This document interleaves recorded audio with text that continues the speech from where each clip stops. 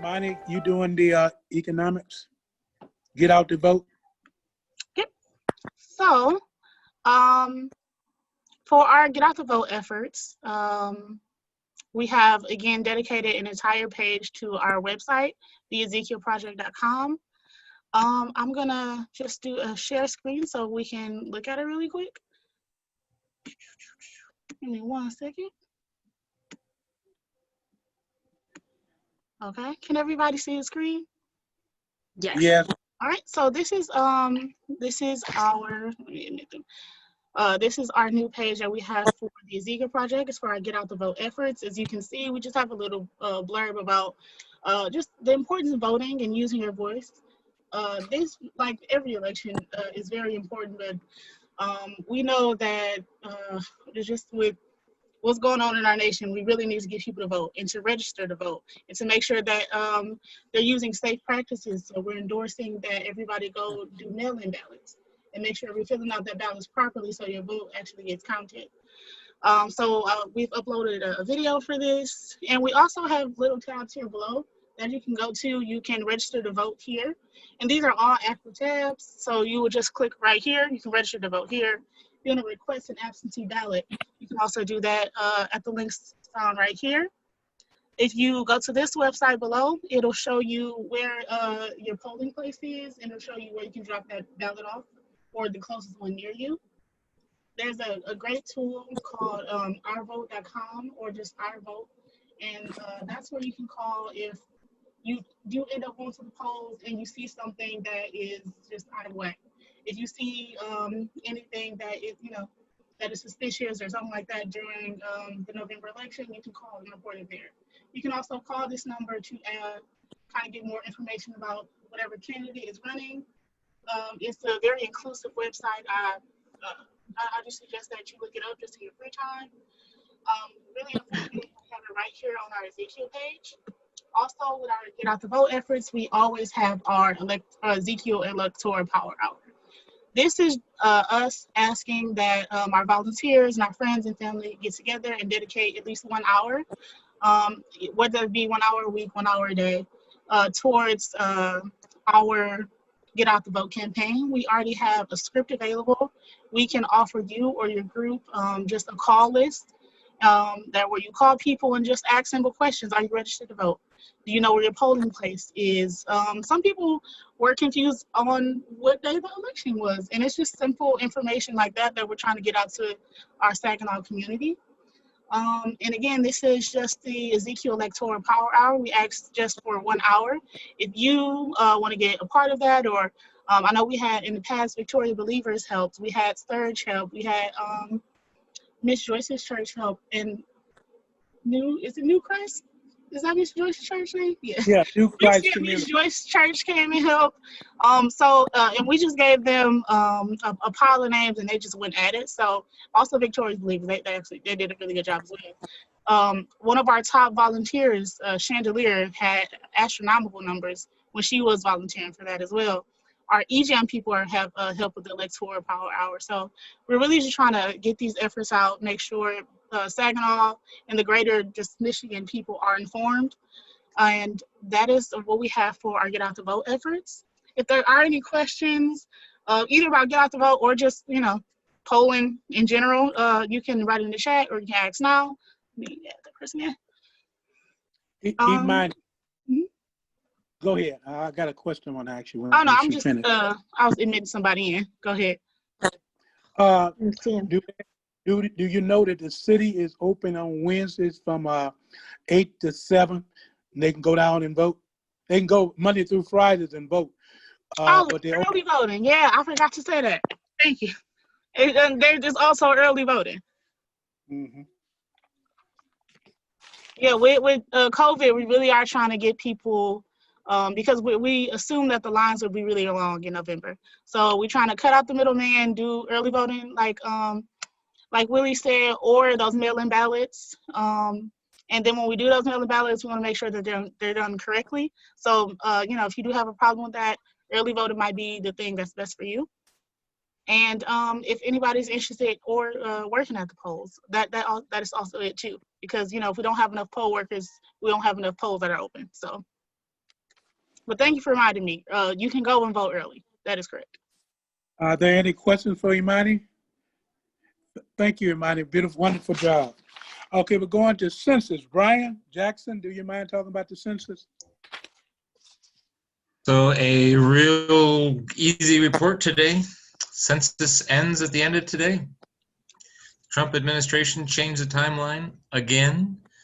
It was supposed to go to the end of October, and we were putting a plan together, and there was a decision made by the Supreme Court on Tuesday that the Trump White House was in its authority to end the census at the end of day today. So that is disappointing, but because it was a Supreme Court ruling, it's final.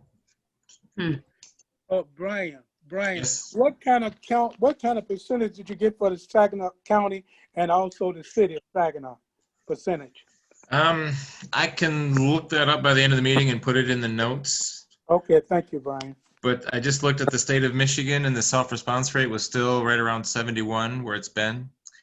So you have self-response rate where people, when they take the initiative and respond, that's self-response rate. If people come and knock at your door from the Census Bureau, that's called the enumerated count.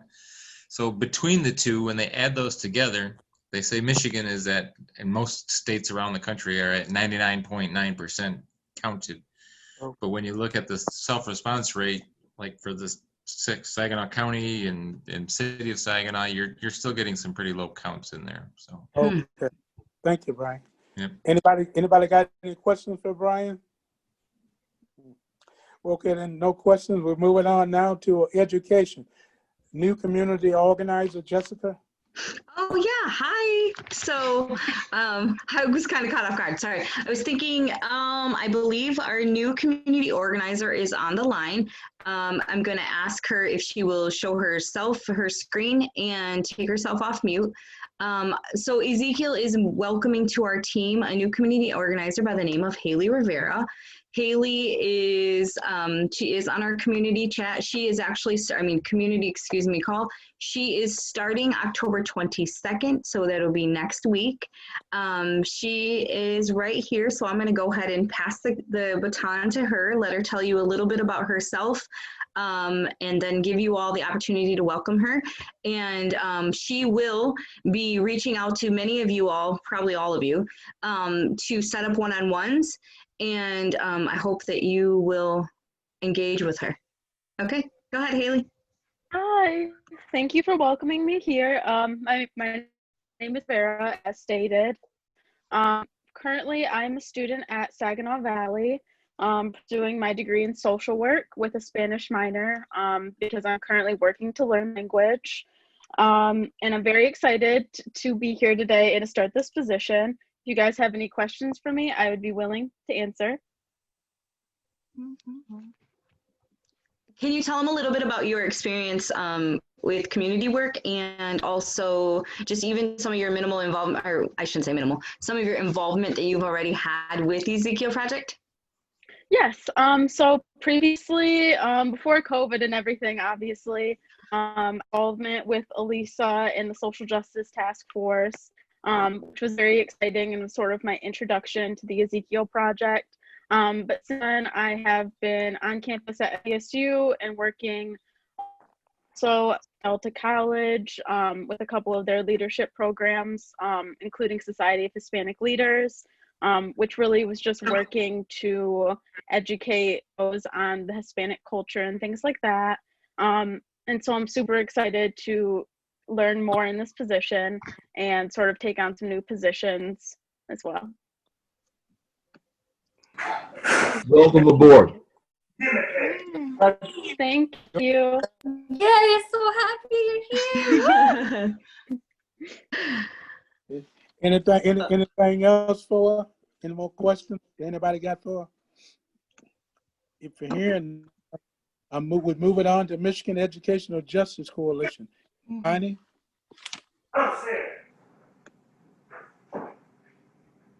Manny, you're on mute. All right, yeah, there we go. So The Zeke project has long partnered with the Michigan Education Justice Coalition. Um, we have been working on listening surveys that was throughout the summer, where we asked students, we asked parents, we asked teachers, just Michigan community, how they felt that first the current education system in Michigan was. They asked if you can reimagine it anyway, how would you do so? We also asked what policies that they thought needed to be changed, things like that. And through this listening survey, we have come up with a list of questions and just kind of overall demands that we wanted to make towards people such as our senators, school board, things like that. So there will be a summit coming up on October 17th. I'm gonna put the flyer in the chat so you guys can all see it. And it's going to be from 5 to 7. It's the Statewide Education Candidate Forum. That's what the official name is. And there will be candidates such as U.S. Senator candidates. Senator Gary Peters is going to be there. Marcia Squire, Valerie Willis, State Board of Education candidates such as Ellen Lipton, Jason Strayhorn, Richard Howard, and Marianne Hearing. We're also hoping to see, let me see, what is it? Randy Wingarden, and he is from the American Federation of Teachers. He's the president of the American Federation of Teachers. And what this is, again, is we already have a list compiled of questions, of demands, of concerns that came from all across Michigan through these listening sessions that we hosted all summer. And again, that's going to be 5 to 7, October 17th. I'll send a registration link also in the chat room. It will also be posted live on Facebook. So you can see it on our Facebook, and you can also see it on the MEJC on their Facebook page as well. We have a special feature. One of our youth is going to do an opening poem, a spoken word piece at the beginning of the forum. So even if you can't make it for the whole 2 hours, you can stop by at the beginning just to kind of show solidarity with one of our youth from the youth program. Or if you're interested in certain aspects, we will upload the agenda later.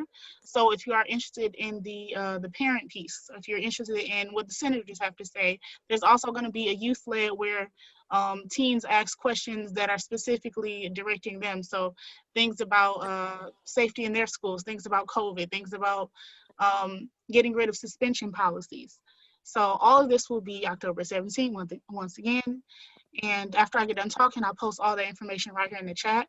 Or if you are interested and want to ask a question yourself, or if you want to submit a question, please contact me at Ezekiel Information, and I can get that on to Matt, who is over the MEJC program. Or if you're just interested in the Education Summit at all, you can contact me. You can look on our website as well. Please pay attention to our social medias because we'll be broadcasting that information. And that's what we have for MEJC. Does anybody have any questions? Thank you, Imani. Okay, we're moving on to criminal justice reform, smart justice. Rod, is he on, Jessica? Yep, he's on. He's coming on. Hey, Rod. I am here. Good afternoon, everyone. How you doing, Rod? I am doing well. Good to Good to see see you. you all again. Rod, there may be some individuals that are not that do not know you that are on. Can you do an introduction to? Sure. My name is Rod Mons. I'm with the ACLU of Michigan. I manage our coalition building and organizing work around the state. And I spend a considerable amount of time working on what we call our campaign for smart justice, aimed at reducing mass incarceration and ending racism in the criminal legal system. I've been working with Ezekiel and other faith-based organizing groups around the state because most have some sort of interest in this kind of criminal system reform. And we are at a really exciting point in the movement right now. I think I addressed this group a couple of years ago when we were kind of getting our program off the ground, and we were trying to in cash bail as part of a bigger project aimed at rethinking how we approach incarcerating people before they've been committed of a crime overall. But our focus was on cash bail because that's something that people can identify with. That traps a lot of people in jail before they had a chance to be tried just because they don't have a few $100s. And it can really disrupt people's lives, as you can imagine, when they can't get to work or get back to their families to care for their children. So the good news is, over time, there has developed bipartisan support for criminal legal system reform. Overall, both on the things that we're working on, but also the broader platform that folks have been engaged in. The ACLU is working on pretrial reform, sentencing reform, and prosecutorial accountability, which is just educating people about the power of prosecutors and then getting them to hold their prosecutors accountable for their charging decisions and sentencing recommendations. But we are also connected to, the bigger movement of work. And you all may have heard, give me 1 second. Sorry. Hey, Rod. I wonder what this is going to look like on Naisha's design. It's a pause. It's a break. The tension. I'm trying to look at her scripting. So then I realized what I was doing, and I was like, oh, we're being recorded. People are going to see me looking silly on the camera. Yeah, I apologize for that.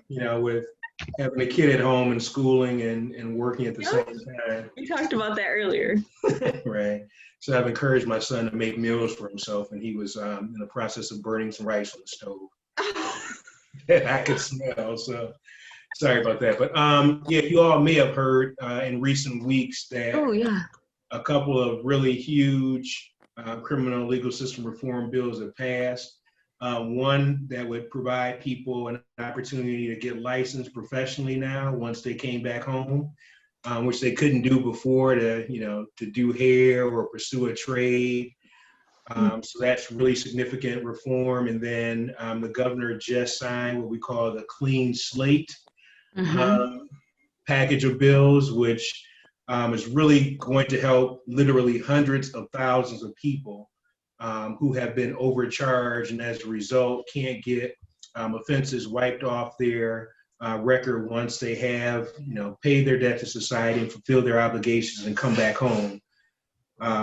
If you're not familiar with the situation, what happens frequently when people get charged with crimes, they get overcharged. So they'll get multiple misdemeanors or multiple felonies as a result of one crime. And when they have completed their sentence, they come back home and they can get a couple of those charges expunged at considerable cost and with considerable time spent, but they still have remaining charges that often prevent people from getting jobs or securing housing because of their records. And this clean slate bill will provide them greater relief because they'll have an opportunity to get more things expunged. And then there's an automatic mechanism now through which people can get misdemeanors expunged after 5 years and felonies after 10, or no, it's misdemeanors automatically after 7 and felonies automatically after 10, although people can petition earlier if they want to and have an opportunity to get their records cleaned quicker. So it's a huge step forward, and it happened because people from both sides of the aisle came together and said, we got to change the way we're approaching criminal justice because we're throwing away way too many lives. The next big package is already moving, and that is about reforming our pretrial system. It comes as a result of the work of the Michigan Joint Task Force on jails and pretrial incarceration, which formed last year and spent some time traveling around the state and collecting testimony from people. And they came up with 18 recommendations they released in January. And that set of recommendations became a bipartisan package of bills that addresses things that can be handled without necessarily sending people to jail. So it's the way in which people are charged and arrested pre-trial. It addresses things like mandatory minimums. It addresses license-related offenses, and a lot of people don't realize, about a third of the people who are sitting in jail pre-trial are sitting there because of some sort of fees related to driving, which have, in most cases, very little to do with safety or anything, right? So we are trying now to get people to help make sure that legislators don't lose sight of the importance of getting these bills done next month. Given the election, there's going to be a lot of craziness, as you all know, over the next 3 weeks. And after the election, people are going to be gearing up for lame duck, and we don't want these bills to get lost in the wash. So we have been encouraging our partners across the state to make sure they're thanking those people who sponsored bills and asking their reps and their senators to make sure the legislature gets these bills over the finish line before we get too far into November and people start breaking and gearing up for lame duck. So that's what's going on now. And I'll be sending you all information that kind of summarizes the bills for further reading if you want more information, as well as some action steps that you can take if you want to get involved, and equally important, encourage other members of the Ezekiel Project to get involved and engage their congregations as well. Are there any questions for Rob? Thank you, Rob. Moving You're on. welcome. Moving on to Faith Leaders Table, Summit and Survey. Pastor Brown, are you on? Yes, I am. Do you mind? Yes, the faith leaders are moving forward with planning this summit. We had a robust conversation concerning what we should talk about during the summit. We had, I think, 6 or 7 recommendations that we wanted to poll our congregations on to see what is most important to them, whether it's not criminal justice, whether it's about food, etc., whatever that they thought was the most pressing thing for them. And a survey has been sent to the faith leaders that we'll be able to poll our congregations, and then we'll get those results back and determine which way we should move with the summit. I have just one thing to add to this area. And actually, Imani is going to load the summit survey to the chat box right now. I'd like to take a couple minutes if we can go ahead and take a look at that summit survey. And if you could complete it, if you're able to do it right now while you're on the call, on this call. So we'll have it loaded, and then we'll take a 5-minute, it's a real quick survey. You just have to rank and then hit submit. So we'll go ahead and is it loaded already, Imani? Yep, if you can look in the chat box. The only thing that you have to fill out is your email address and those ranking the issues 1 through 6. If you would like to provide us with further information, such as your contact information like cell phone name, we appreciate that as well. But you only have to answer your email address and the initial question. So if you could please, we'll take 5 minutes to do that real quick. So we're just going to take 5 minutes and complete that so that we can get all the individuals that are on here. And Rod, even though you are not of Saginaw, I'd appreciate if you go ahead and submit that as well. Will do. Thanks. And then we can, Imani, will you maybe switch to your mom's during this time? Before I switch, I just wanted to she's showing everybody. Show a little clarification. The ranking system is 1 through 6. They have it on there. 1 being what's the most concerning or the most pressing issue, 6 being the least or not at all. If the six issues on here do not kind of reflect what you think, you can go ahead and add something right here at the bottom of your liking, maybe something more pressing or personal to you. But the 1 through 6 do have to be complete, like I said, and the email address has to be put in. But other than that, it's completely up to you on how you interpret this. Yeah, let me switch it back so people can see what you're doing, Mom.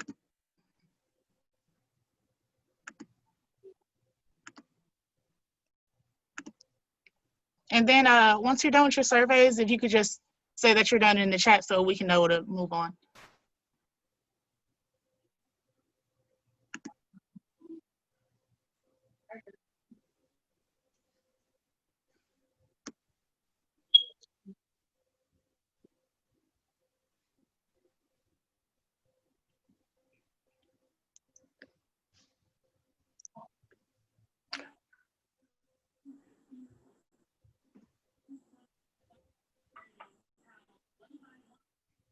We got a couple people have finished their survey so far.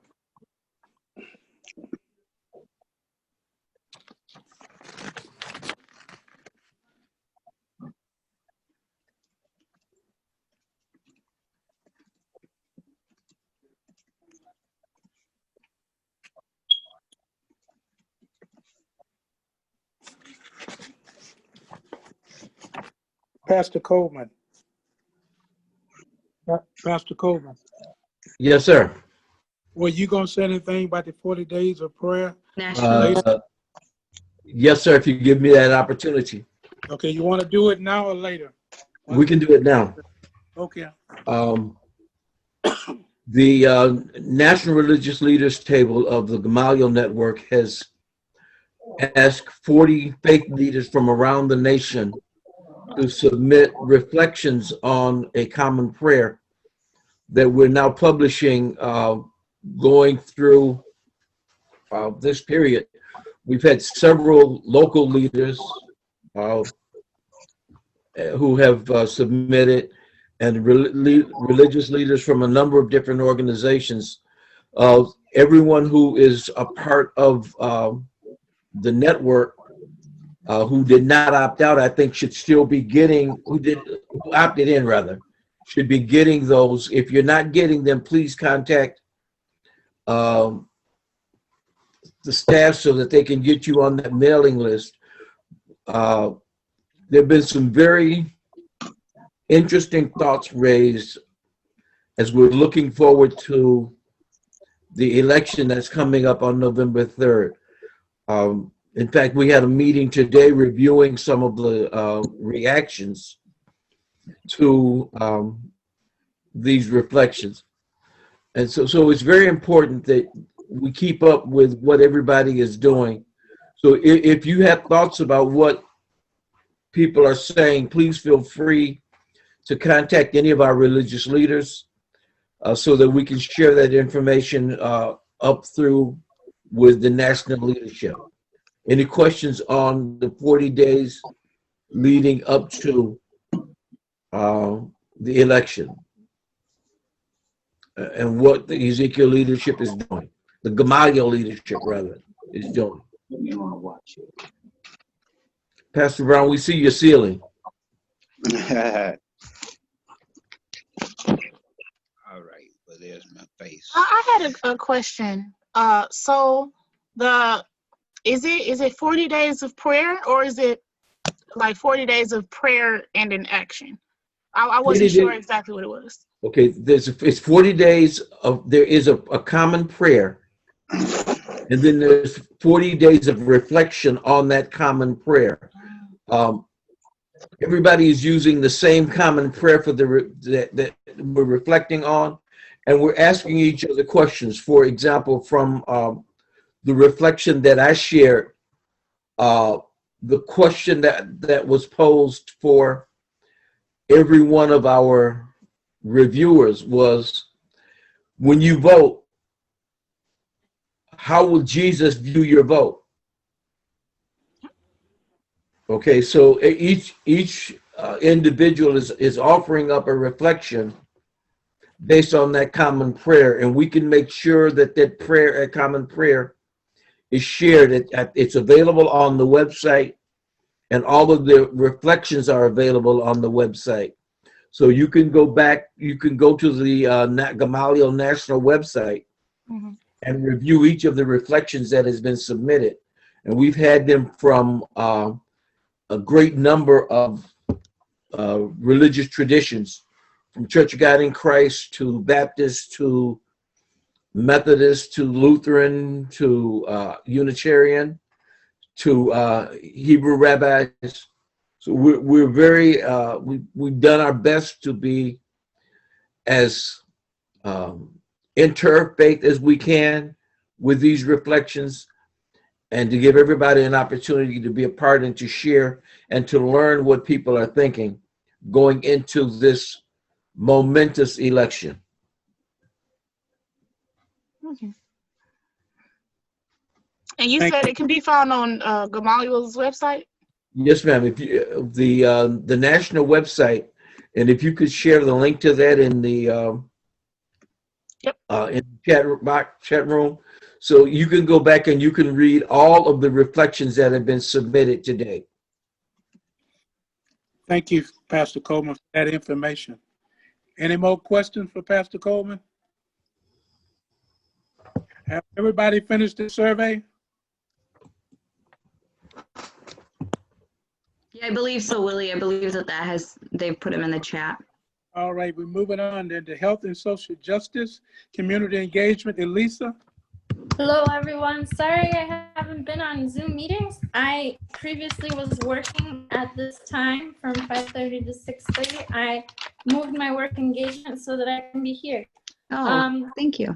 Thank yeah, you. and since I guess so, I don't want to talk too long, so any direction will be useful, but I wanted to give a list of things we've been doing in our task force. We have been meeting. We hope to meet this Sunday.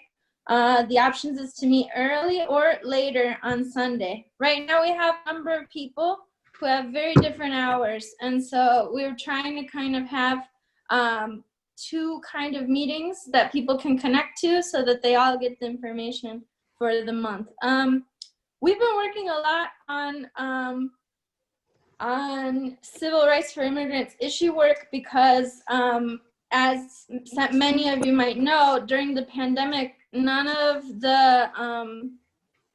lot of the resources are made very unavailable for folks who are undocumented. So we have 3 folks in our group who are doing a navigator's training right now with Michigan United. This is a great training. I finished it and completed it during this pandemic.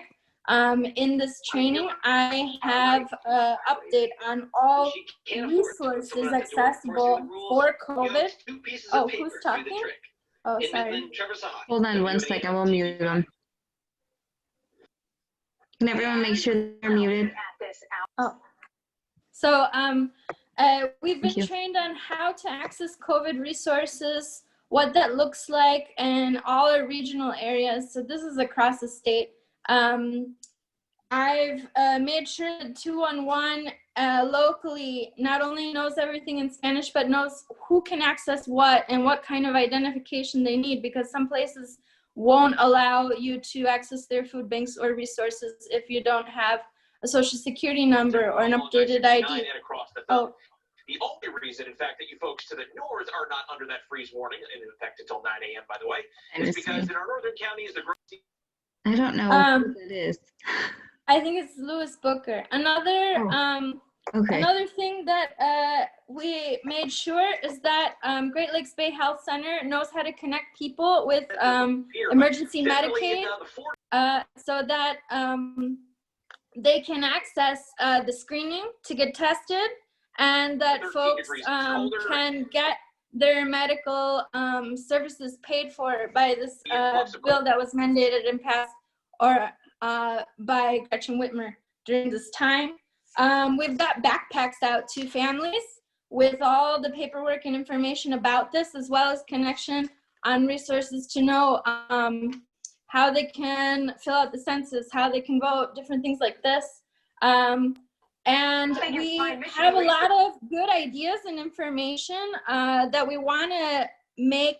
We have some actions even that we want to get planned as far as like health and equity around many different issues around health and equity and access, especially from the results of the CHIP survey and how all that went down. But we need some new people to step up and join us and do this work, because some of our key leaders like Nicole, who had left, and so yeah, it's been a whirlwind, but I think we've been doing a lot of things. I don't know, anybody have any questions? Or Dan Sosa, if you want to put anything out there. Dan with Samaritas was key to us getting backpacks out and we did it through the ESL teacher, Angelica Garcia, who does work with all the schools in this area. So she has over 80 families that she works with at multiple schools, city and county, and Bridgeport and all of that, to reach out to immigrant and refugee families and kids who English is the second language. So anyone have any questions or comments or anything? If Dan doesn't, will you also give a garden update? I know you've been assisting with that. So even after, if you could interject that, I know that wasn't a part of this area, but if you could. Oh, right now? Okay. And I can also let people know that we're working on the Nouveau Monument, so we're trying to get a plaque made for the Nouveau Monument. The idea is that we want to include language around implicit bias to be a conversation starter around this monument, and why is it stated there he is the first white man to perform a service here in the area. And so we're working with the Zibuing Museum and the Chippewa Nation folk, and as well as a number of historians and professors and anthropologists locally, and the Castle Museum to be doing this work. If anyone has interest in that, please contact me. We would love to add folks to the group. And the other thing, the garden, the community garden, I've been working a lot on it all summer long. It had a numerous and fruitful season, and it got a lot of food out to people through the free food farm stand. And I had a lot of compliments this summer that it really served a lot of people in the community. Especially even people who have gardens. The growing season was very hard this year, and so a lot of people also look to us to contribute or trade. Some people's tomatoes didn't do well, and my mother-in-law's tomatoes did amazing, so we donated tons and tons of tomatoes. So yeah, it was a great endeavor, and I really helped me process a lot of stuff during pandemic. So yeah, anybody else have any questions?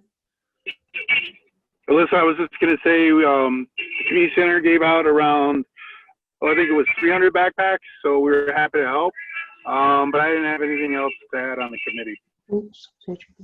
Awesome. Yeah, for the ESL students, we did, I think, a total of 25 or 30 backpacks. So we're still working on it because everybody's school is looking different this year. So we're still working on that. Elisa, I was going to ask, did you need any, were you looking for any sort of donations as far as backpacks or like seeds for the garden? Like any, you mentioned like 3 things. Did you need any assistance in like volunteers or supplies or possibly finding grants, like anything like that? Well, the garden is the garden is kind of closing down for the year. As far as the Nouveau Monument, we are looking for connections and contacts on how to build funds around going through this whole process. And so we have a task force working specifically on budgeting costs and what that's going to look like to be able to execute that plan. And then, so yeah, if anybody has any leads on contacts who I should connect to for that, please reach out to me. Also, as far as donations for backpacks, not at the moment, but you know, many of the food banks around here are requiring social security number to be able to access services, and Samaritas is doing a great job to be able to connect folks with those resources regardless of status or anything. And so I'm curious if anyone has any places where they know now that I can now refer them to instead of Samaritas that might be important going forward. And also, we wanted to, and we will probably go forward at some point and create a crowdfunding fund so that folks and families who weren't able to access a check because one of their parents is an immigrant and waiting for his process towards citizenship, so that we can directly help families with a small amount. Especially we have some families that you know, own businesses and have had to keep the business going and have long hours committed to this business so that they can pay a rent because they're immigrant business owners and the landlords have not been as friendly and threatening, in fact. So yeah, we will be processing that, and at some point I will send out a link to everybody and you can put it all on your Facebook, and there will be lots of ways that people can contribute, anywhere from $1 to $5 to as much as they can, so that we can help families locally. Yeah. Okay, thank you. Be sure to put your email address in the chat so if people want to reach out, they have the information. Okay. Thanks, Lisa. Willie, it's back to you. Oh, is he there? I'm not sure if Willie can hear me or not. But we're gonna move on through the agenda. Oh, you're on mute, Willie, that's why. We're going to move on to the community relations, and I'm actually in this part, I'll just speak up real quick. I just wanted to let everybody know that Pastor Charles Coleman, who formerly was a part of the chair of our local religious leaders table, is now moved into a different seat. He is moved into the national religious leaders table, so he sits as a co-chair there. And one of the things that the Gamaliel Network did as a whole, they have invited the co-chairs to be a part of the executive team.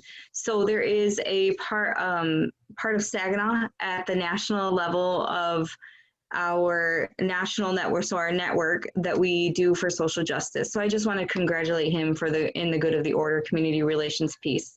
And that Willie, so I kind of took into this part because you were muted. Sorry. Congratulations, Pastor Coleman. Are there anything else for community relations? Yes, sir, Mr. President. On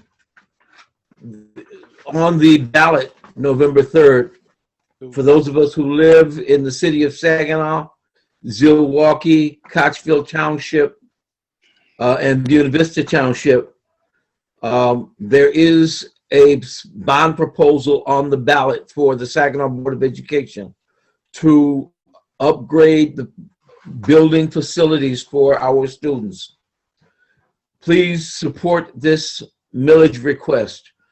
The needs of our students are great, and it can only be done if we have the facilities to do it. And there is a request for voter support for a significant millage to build and upgrade school facilities. If you've got any questions, please send me an email or go to the Saginaw Public Schools website, and all of your questions can be answered there. But again, please vote yes on the public school millage. Thank you, Pastor Coleman. Pastor Coleman, Pastor Coleman, Yes, sir. do you mind doing the evaluation and the closing prayer? Wait, we still have some more community updates. I was Okay, gonna say I'm sorry. I had a community update real quick. Imani, let's let Elisa do one, and I think Dan may have one, Oh man. and then you do one. Yep. Oh, Go ahead, Elisa. oh, I don't know. I think I was just on mute. But again, anyone, we're looking for lots of insight on the Nouveau Monument. Even people who maybe were around during the time when the initial thing all happened. We would love to hear narratives. We're thinking that a documentary is going to go into place with Alex Mixter at some point, collecting different narratives, and that's going to be accessible through a KRQ code so that people can hear different stories. So just putting it out there. We want to hear everybody and the voice around this issue, present and past. Okay, Dan Sosa. I didn't have an update, Willie. I thought he Thank did. you. Sorry. Anybody else got anything they want to say about community relations? Yep, I just got one update really quick. So the Zeke Project has also partnered with some of my local libraries, the Writing Center at Saginaw Valley, and Leopard Print, a local bookshop. And we are conducting a justice library. We've chosen our book, and it will be Kindred. We'll offer a graphic novel, and we'll offer and just the original text. There's also going to be an ebook available, just in case people can't physically grab a book. You can find these at your local libraries. There'll be some at SVRC. There might be some at Ezekiel, at the Ezekiel Project, but we have to further discuss that. If you're on campus at Saginaw Valley, you can also go to the library and pick it up. And these will be available December 1st. We were trying to start kind of a Saginaw or a local kind of like a book fair or a reading group that addresses issues of economic injustice, racial injustice, discrimination, things like that. And we're trying to create an open forum. So it's basically a safe space to talk about things like that that are focused around literature. So again, the book will be Kindred, and that'll be available to everybody December 1st. You do have to register in order to get a free copy of the book, or you can always go to your local libraries and just rent one yourself. And we're gonna start the book in December, give you about a month to read it, and then we're gonna start talking about it in January.